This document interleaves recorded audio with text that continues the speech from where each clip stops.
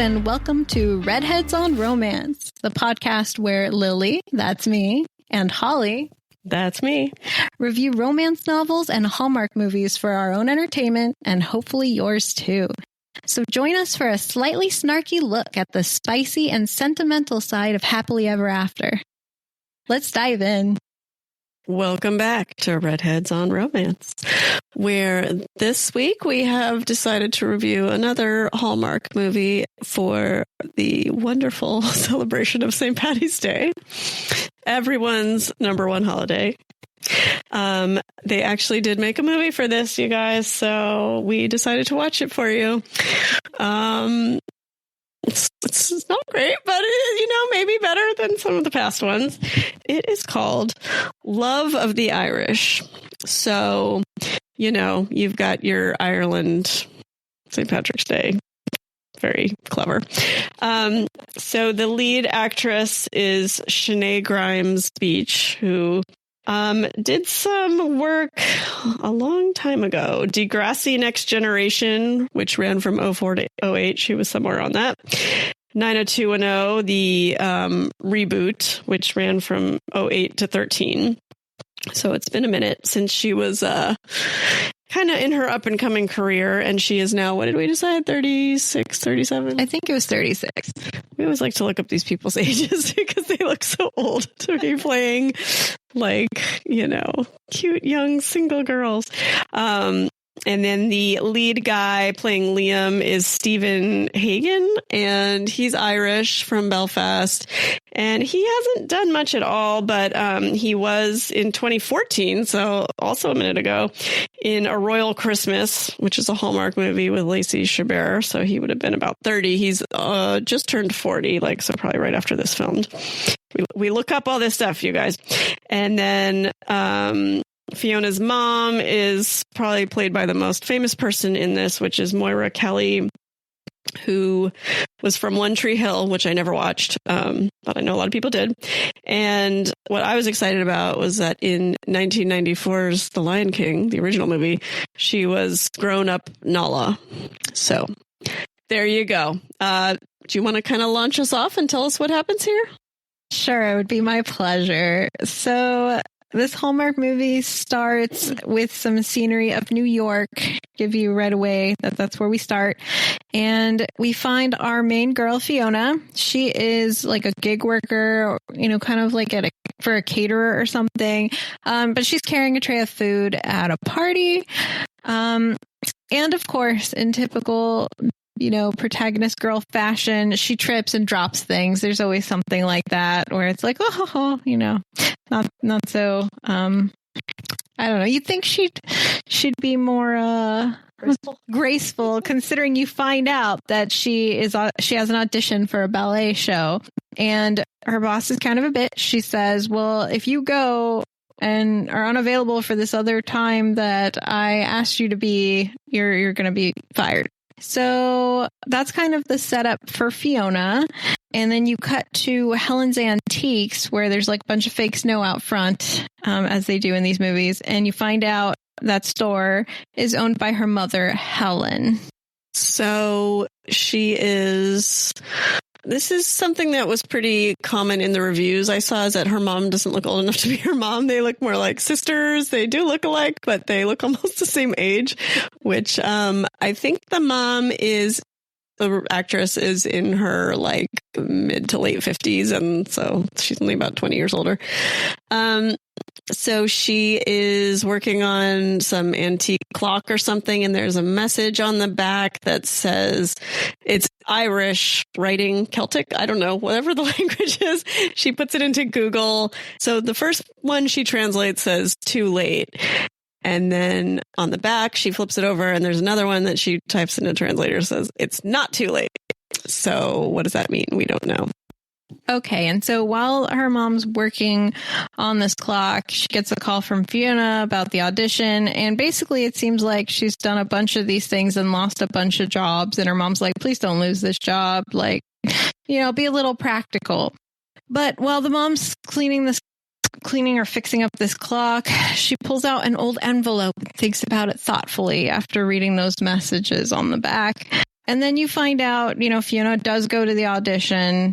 All the other girls in the audition are so much younger looking than her. I hate to say it, but it's really hard to believe that she would be auditioning to be a lead role in a ballet. But she doesn't get the role, and she visits her mom.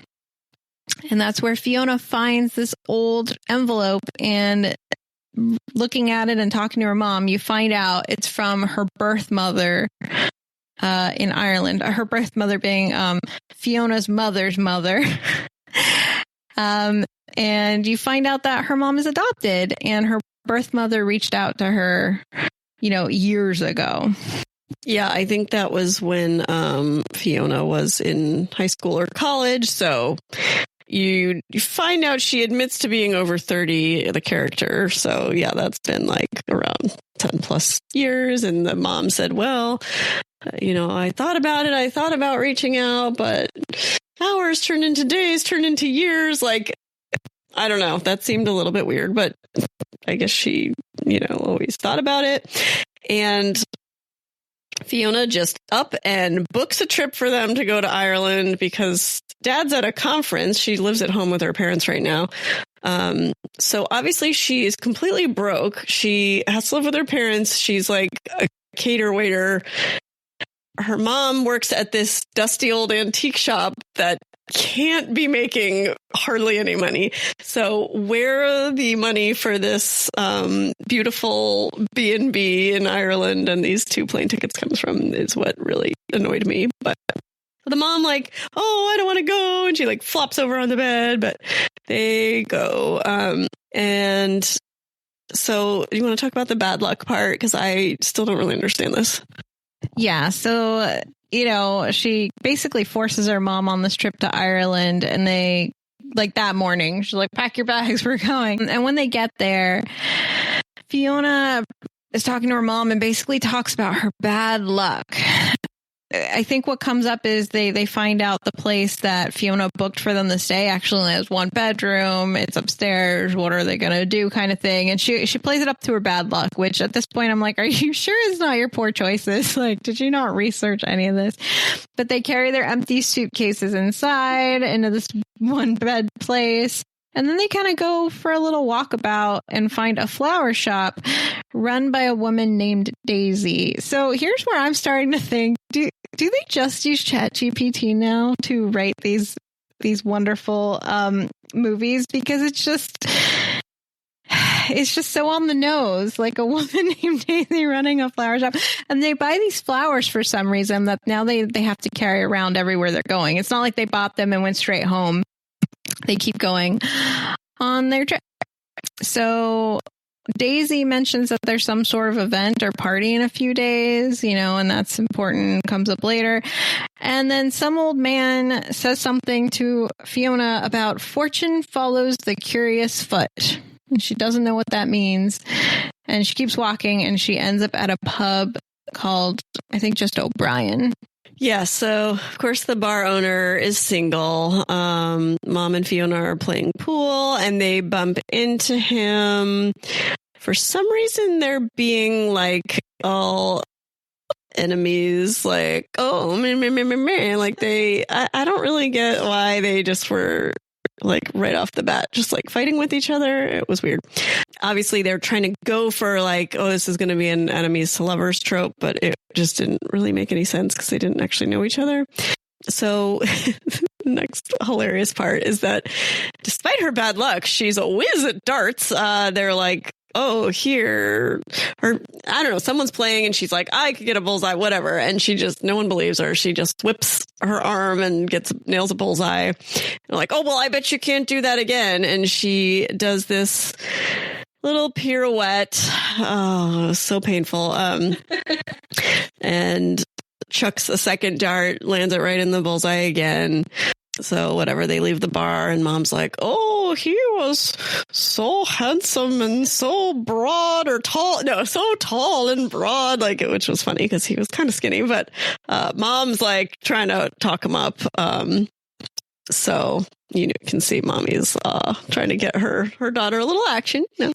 Yes. So they get back to their little place that they're staying, and she finds an Irish penny, which, maybe this is a sign that she's starting to get some of that Irish magic rubbing off on her. So after that, her and her mom decide to go check out some ruins. And I think they're planning to do like a horse ride. But again, due to what she claims is her bad luck, or my assertion that it's just incompetence, she accidentally only booked one horse. So the mom's going to go riding and she's going to go off and do her own thing. I have to talk about the horses here. So mom goes, oh, well, I was practically a jockey when I was your age, which is not what you call a person who rides horses a lot. Like, they're not a jockey, you're just a person that rides.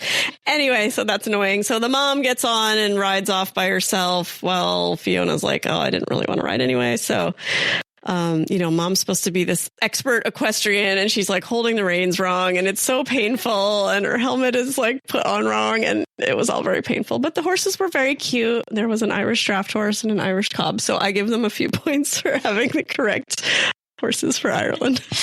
Yes, there was no way I was going to pass by you speaking about the horses, so thank you for offering your expert opinion there. Okay, so while mom's going out riding, and I guess her mom sees some sort of rainbow, and there's the guy who was taking her on the tour and talks about the magic of rainbows, and wind carries old voices or something. So Fiona, on her own adventure, goes to check out the post office that I guess the letter from Helen's mother originated from, because she wanted to track down information. Because, of course, if you need to find someone, go to a post office and ask them to give personal identifying information about someone. I'm sure that's totally legal there just as much as it is here.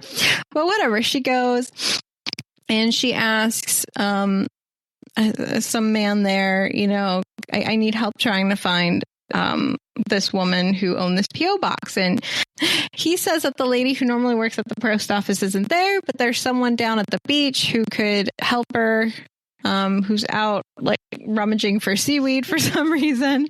And so on her way there, she also sees a building for sale, and she's like, oh, a building for sale. Interesting. That comes back later.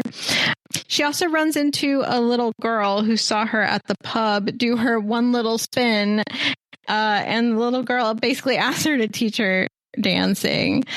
So she gets to the beach to find the backup postal employee who is collecting seaweed. We still can't really remember why. For a good cause. I feel like it had something benevolent. And I think it was fertilizer. That was for the farmers. Oh, yeah. Okay, sorry. That bothered me because I really wanted to remember that. So, of course, it's the guy from the bar owner. Why is he the backup post office? We don't know. He's like, oh, well, I like your dancing. Because she did her little one spin in the movie. That's where she mentions turning 30. So she jumps in and helps him gather the seaweed, and they're having some nice, friendly bonding time. And then he's like, oh, well, I'll get you that information about the P.O. box. Sure thing, no problem. Wants to know why she's in Ireland. She says she has this bad luck. He takes her somewhere to wish on a tree to get better luck. The branch breaks. So, he's starting this mission to get her better luck, and so far not so good. But then he brings her to the post office. That P.O. box has been closed, but somehow they have the person's work address that had opened it. None of this seems realistic, but whatever. So I agree. ChatGPT probably wrote this entire script. It just was so weird. So she takes her mom. They go to this old manor where the person works that had opened that P.O. box, presumably the birth mom / grandmother. They are on the tour and looking a little crazy, looking around, find an older lady which we think is the lady in question. But the mom freaks out, kind of like leaves and can't do it. So mom walks out kind of scared. Fiona follows her and like, what the heck? And the mom's basically like, I'm just not like ready yet or prepared. Like, I just need some time or something. So, all right, flash next to this party that was mentioned earlier that was going to be happening. And so they're at this party and there's this like potato peeling contest that seemed really random. And during the potato peeling contest, her mom is basically like, that handsome man from the bar keeps looking at you. I don't know why I made her sound like her grandma because, she doesn't seem that much older than our main character. But, the mom kind of pushes her on. And so she decides to ask him to dance. And like every movie, she somehow magically knows how to do this Irish dancing, which, yes, she's a dancer, but she's a ballet dancer. I don't know why you would know that. So my favorite part of this scene is the stupid twirl cam where it shows them dancing together and it's like their face is close at like just one face at a time, like twirling. And then it shows the other one like staring into the camera too, like twirling with it. It didn't add anything. I think it took away a lot. Don't ever do that again. That's my advice for that. Probably a suggestion from ChatGPT, stage direction. So a little girl interrupts the same little girl from before. She wants to introduce the wonderful dancer to her friends. Turns out she's the bar owner's daughter. And when we say little girl, she's like not a teenager, but she's probably a tween, like 9 to 12, somewhere in that vicinity. So you find out the bar owner has a daughter, and then I guess she's starting to teach her daughter's friends a little bit of dancing. But while she's doing that, she kind of gets voluntold by, I don't know, other people to help Liam, who's the main character, to help him with something. I think it was like carrying in some liquor or something. So she goes with him to go grab a barrel. And he's like, weren't you holding open the door? She's like, I thought you might need help. And the door closes and he's like, it only opens from the outside. Like any door, any reasonable building, you can get trapped inside. So she has a mild panic. You think, oh, it's forced proximity. But you find out that he already texted his friend and they're going to come in like 5 minutes. But while you're in there, you find out an interesting hobby Liam has. Okay. I think we also found out that Holly fell asleep during this movie too, briefly. So she doesn't know about this wonderful hobby. Super brief, because I kept calling over to Holly. Are you still with us, Holly? Are you still there? Okay. So you find out that he has this hobby of, he basically makes alcohol. I don't know, what do you call it? Like brewing, or he brews his own beer? Yeah, I mean, I don't know. Sure, he's probably beer. But while he does it, based on the flavors of the beers, he comes up with clever literary references that describe various books because he's an avid reader. And so he names them all after cutesy things like that. And then, of course, they get rescued. So they're talking about luck again. She wants to know if he can take her around and get her some better luck. And at first he doesn't want to. Turns out we find out here that he's widowed. So he thinks he's like too lame and can't do it. But his friend pep talks him into changing his mind. So cut to Fiona's mom goes to this place where her birth mother works and just kind of starts volunteering, I guess, to help her with some stuff. Just kind of like shows up and starts helping with the garden or something. Doesn't tell her, obviously, who she is yet because we got to wait till the end for everything. So they are talking about the mom's hobby of historical clothes costuming. And meanwhile, Fiona is going on the luck tour, as I like to call it. So what happens there? Sure. So while the moms are bonding over their love of history and old stuff, which, by the way, you find out that Fiona's mom is not admitting to this woman who she is yet. She wants to just get to know her without any pressure or anything. But yeah, Fiona goes around with Liam doing these various tasks for luck. One of them is like throwing a piece of coal onto a boat. And I guess that's good luck for some reason to for the boat person. The boat person, the sailor. But when she throws it on again, because of her bad luck, she actually hits the guy, and that's important for later too. But they run off. And so they have this day of going around and trying to get her better luck. And then it kind of ends with this like romantic date in a truck bed. They're looking at all these beautiful stars and they're talking. I think she basically asks him kind of like what sounds like a speed dating list, like aliens, yes or no, astrology, just like weird things like that. And then she kind of pushes him about, you really should do something with those beers you brew, because he's only doing it as a hobby. And she's like, why aren't you selling them? Which is a great question because he works at a bar or owns a bar. So the night ends with a goodnight hug. Very disappointing. Very disappointing. He's a good looking guy. You know, I don't know what her deal is. They didn't really explain like her dating history and what the heck's going on with her. So she goes back to that building for sale, finds out, she somehow like goes in a door that's just not locked on the side of the building and starts pulling down the sheets, and it's a ballet studio. Wouldn't you know it? She was curious about it, and it's got a bar and mirrors all the way down the wall. Wouldn't you know? And it's about to go up for auction, like at the very end of this week that she's in town. Can you believe it? She goes on a picnic at some point with Liam. Then the mom finally reveals to her mom who she is. Do you want to explain that cute little moment? Sure. So when she was meeting her mom earlier, you know, they're talking about their love of old things. And she mentioned she owns like an antique place and she restores antiques. And the woman, I think her name's MJ or is what they call her. She says, you know, I have this old table that I've been meaning to restore, but I just haven't had the time. And she's like, well, what do you know? I can help you do that. So they get together and bond some more. And she's helping to restore this table. And then at the end, you know, MJ offers to like bring them some tea. So while she's doing that, she slips the letter into the desk. And then when she comes back, she says, you should try the squeaky drawer. I got it fixed. And then there's the letter. And it is revealed to MJ that this is her long lost daughter.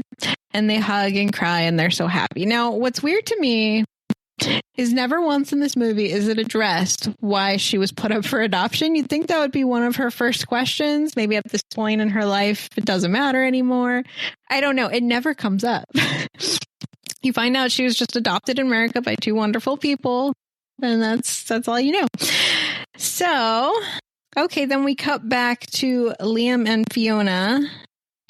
And Liam gifts his favorite book. They had a whole conversation about their favorite books earlier, or at least she disclosed her favorite book is To Kill a Mockingbird, which I thought was an interesting choice for her favorite book. But he reveals his favorite book is Anne of Green Gables, and he gives her a copy, and they go kissy kissy.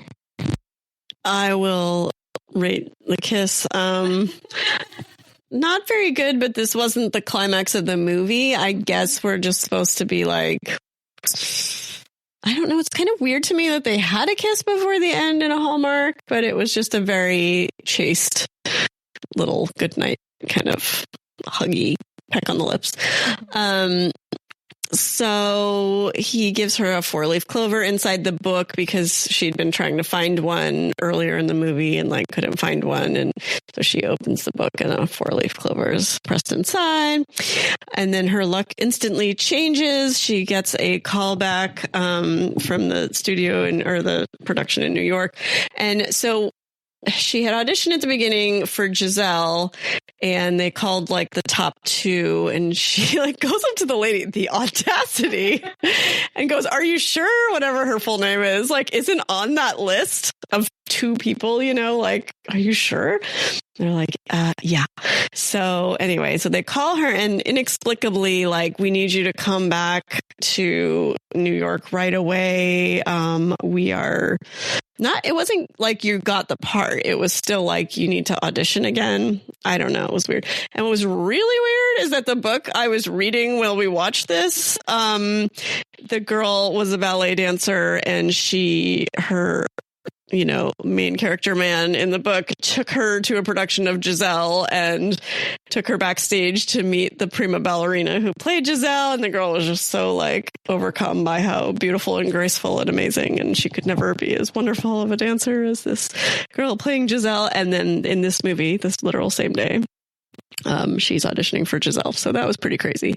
And it was all very weird. I just need to talk about her hair for a second because it was crazy. It looked like a 2-year-old cut her bangs. Like it was a COVID haircut where you like couldn't go to a stylist and you're just like using TikTok to like figure out how to cut your bangs. And they were so short and crazy and uneven. And we went and looked up pictures of this actress to see what she looked like without this hair, and she looked beautiful. So they really made her look terrible. I don't know if it was the makeup, the hair, or she'd aged since these pictures that we found. But yeah, someone on a review called it, what did they say? It looked like a bad wig that looked more like a toupee, so everyone agrees it was bad. Okay, I'm rambling. What happens after this? Sure. So, okay. And to be fair, we were distracted a lot with the hair and the makeup. Like, I do think it aged her a lot. Like, I honestly thought she was older than me when I watched it. I'm actually 38 and she's 36. So I was shocked to find this out. But, okay. So she is supposed to fly out for this audition, which again isn't her actually getting the part. It's like now it's down to her and another girl because they rewatched her video for some reason. So she goes and says goodbye to Liam and leaves some dance shoes for his daughter, and he's all sad.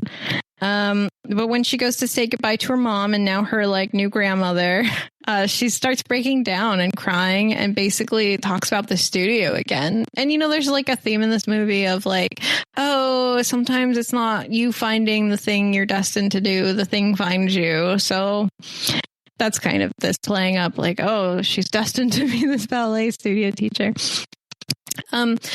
So when the daughter finds out that, when Liam's daughter finds out that Fiona left and got the shoes, she basically gives her dad the business because you hear the story earlier that when it came to him ending up with her mom, with the little girl's mom originally, she was going to leave for this like awesome job in Germany or something, and he basically declared his love for her and asked her to stay, and she was like, yeah, okay, this is better anyway or something, and decided to stay.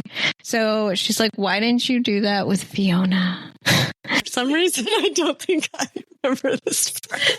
It's resting my eyes. Can you do that part? Okay, so Holly might have fallen asleep again here too. No shade, just trying to be honest why I'm taking up so much airtime. So Liam drives off with his daughter and they go to the airport because of this like pep talk she gave of, why didn't you ask her to stay? But while driving, she looks up the flight and is like, I think it just left. And it's like, we missed her. That's so sad. So, but you find out that Fiona, while driving to the airport in a I guess like a taxi equivalent, she texts her mom and is basically like, are you guys still around? Or I don't know, something like that. So you find out that she tries to go to the auction and bid on the building, but somebody bought it already. Okay. All right. So Holly missed this part too, but you find out that for the auction, the place was sold, and the grandmother, she's like, you know what? I know everybody here. I have connections. So she starts asking around because for some reason they can't disclose who won the auction. And then you find out that the man who bought it was something because it used to be in his family, and then for some reason got taken over by someone else, and now he finally had the chance to get it back in his family. And it is the sailor who she threw coal at earlier. And of course he recognizes her from miles away, and she's basically like, please, I want this place. And he gives her the whole story, after she goes on this long rant about her luck, and he's just like, get to the point. Oh, so then she's like, well, if I can't buy it, can I rent it from you? And he's like, rent it? Like a landlord? And And they come to an agreement that she will rent it. So then she runs off immediately to find Liam. Oh, no, I don't know about the dual citizens. I remember the kissing. You want to... Okay. You can get it off to me. Okay. So she runs off and finds Liam to basically tell him, hey, I'm here still, and this is my plan. I'm getting the studio. I'm going to teach. It's going to be great. And she announces that, because my grandmother that I just discovered just now is Irish, I can actually become a dual citizen. How about that? And then the sort of climax camps, although there's a very strange epilogue scene thrown in that I'll let you explain in a second. But so they finally have I guess more of a tiny little makeout. It's still, I don't know, the chemistry, I mean, considering the last stinker we watched, I would say it was better.